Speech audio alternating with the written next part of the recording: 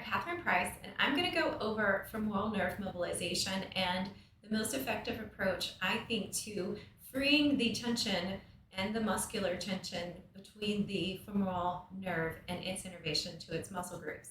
So the femoral nerve arises from the L2 through L4, so the lumbar, the low back, the nerves from the second lumbar vertebrae, third and fourth, so L2 through L4, and it is going to supply your iliacus muscle, which is right on the inside of your your hip bone, your ilium, so the iliacus, your sartorius, it's going to go from the very front of the hip down across, and it connects on that inner part of the upper lower leg on that medial tibial flare. It's the sartorius. It's also referred to as the strap muscle, the longest muscle in the body.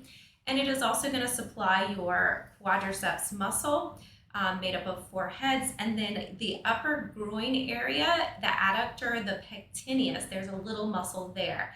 So the femoral nerve supplies all these muscle groups. If it is entrapped, so if it is compressed through either a disc or the soft tissue, and a therapist can help you evaluate to find out where your entrapment may be coming from, but to go through and release the tension that the fascia, the connective tissue, and the muscle group can place onto that nerve. And if it's coming from the disc, you can also mobilize the disc to get the pressure off that nerve root, but then the nerve is going to communicate with the muscle, and I call nerve tension. So you can have nerve tension where the nerve is being entrapped, but you also can have muscle tension where that communication between the nerve and the muscle has been dysregulated. So to go through and get rid of the pain that's coming from that entrapment, we want to release the pressure off of the femoral nerve.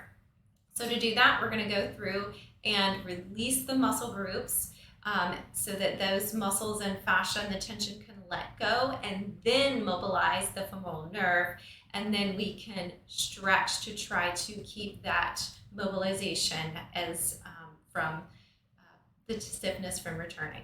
So to begin, I'm going to mobilize, or I'm going to release my iliacus muscle. There's 2 ways to do that. I like to use the hip hook as the most effective approach to releasing the iliacus, but you can also use a lacrosse ball. If I'm going to use the lacrosse ball, I'm going to take it, place it, find my hip bone, place it right on the inside, and I'm going to lie onto my stomach, put pressure on the inside of that hip bone, and then I'm going to pump my leg up and down, and I'm just going to hold that pressure on the inside there for about 2 minutes. And you can move your leg to change the pressure and tension on that iliacus. If I have a hip hook, I'm going to go onto that inner ilium, so the inside of that hip bone. I'm going to place the hook. I'm going to lie onto that with pressure there, and then I'm going to take my hand and push down so that the pressure of that hook is going into the ilium and the iliacus muscle. So I take the hook, I'm going to place it right on the inside of that ilium. I'm on my iliacus, and then I'm going to put pressure so that I'm releasing the tension on that iliacus. And I'll spend as much time as I need to release that tension. This may take a few days, a few weeks, depending on how long the tension has been there. And so that's going to be the iliacus. Then I want to release my quadriceps and my sartorius. I'll use a foam roller. This is a firm roller. And to do the release there, I'm going to go all the way just to above my knee, and then roll slowly, slowly all the way to just below the hip. And I can just spend as much time here as I need, but 2 minutes is a good amount of time to spend releasing the fascia and muscle of the quadriceps. Now my sartorius is going to go right across that quadriceps, so I'm also mobilizing the sartorius along with the quadricep. Here I'm just investigating from any tension or tenderness, and if I find any, you can hold there, and you can even try to bend and straighten the leg just to mobilize that area further. Now to get into the pectineus, I'm going to turn my foot out and I'm going to go up into the upper inner area of my thigh. And I can go into that iliacus and just hold there and mobilize that muscle group by turning my foot out and rolling on the upper inner part of my groin. And just hanging out there. Sometimes I'll do some slight movement to actively release that area. So once you have released the iliacus, sartorius, quadriceps, and your pectineus muscle, then you can mobilize the nerve. And to mobilize the nerve, we call this nerve flossing, but I'm going to put my hip flexor on stretch here, and I'm going to then bend my knee. I can look up, and then I can mobilize the nerve by pumping my foot up and down. I can then also look down and then increase the tension as I bend my knee.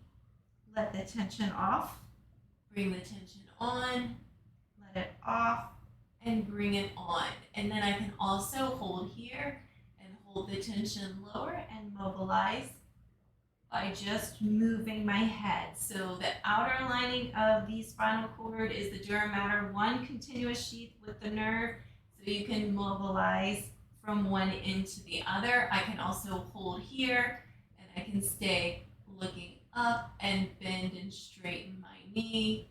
I can look down and then I can also hold here and I can go from putting tension on one end to the other, just like I'm flossing the nerve. So there's different ways to mobilize and floss the nerve that way. After I have mobilized the muscle, have mobilized then the nerve, then I can stretch the muscle so that nerve signaling to the muscle can create tension. So to stretch my iliacus, I'll go into a half lunge position and then rotate my thigh so that I'm getting the stretch in the upper portion here, the pectineus and the iliacus. Holding that stretch here, and I can move slowly, going into the stretch, holding up to a minute, and continuing to work on the flexibility there. I can also then stretch the quadriceps, the rectus femoris portion, by bringing my heel up towards my butt to stretch this way. And that's going to get a strong stretch, and if that is too intense to begin with, I can lie on my side and stretch the quadriceps this way. And that is then going to allow the muscle tendon relationship to restore after you have mobilized the nerve, so that the nerve is not signaling for that overcontraction in the muscle. So that is the most effective way, I think, to address femoral nerve tension. And again, if you're having pain and stiffness on the upper inner part, groin, front of the thigh, this may be of benefit, and you will want to consult a physical therapist or your medical doctor if you are having pain in the front of the thigh, to investigate what is the source of that pain. So I hope this is of help, and have a blessed day. Thank you.